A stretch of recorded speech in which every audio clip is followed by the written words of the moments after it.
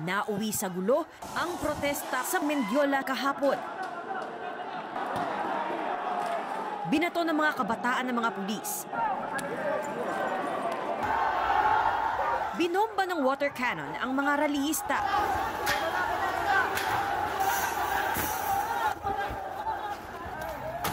May nanira ng motorsiklo at ng traffic light. Mula sa Ayala Bridge kung saan nagkagulo rin sa pagitan ng mga rallyista at mga pulis, dumiretso sa Mendiola si DILG Secretary John Vic Remulla para tingnan ang riot na nangyayari. Nagsisimula ng humarang yung mga pulis, yung MPD dito.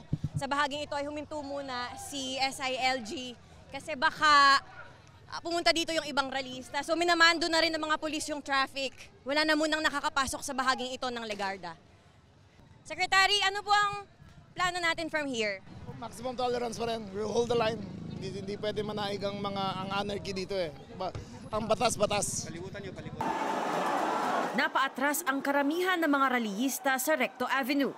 Ang mga pulis pinalibutan ng intersection ng mga kalye ng Mendiola, Legarda, Carasal at Recto. Sumubok pang makabalik sa harap ng Mendiola ang mga nagpoprotesta pero bantay sarado na ng MPD ang area. Maya-maya pa, inaresto na ng otoridad ang umano'y mga nanakit ng bato at ng gulo sa rally. Kuya, anong ginawa mo? Wala akong ginagawa, ma'am. Nag-aayos ako ng chinelas ko, inuuli nila ako. Alam namin ginagawa niyo ang trabaho niya, pero ginagawa lang din namin ang karapatan namin. Ano pala yun doon na pinaglalaban namin ang karapatan namin, nilanakawan kami.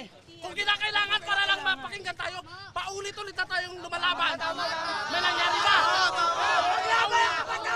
Guys, ganito, paulit-ulit na tayong nagrarally, paulit-ulit tayong nagsige pag-usap sa kanila. May nangyari ba? Wala naman, di ba?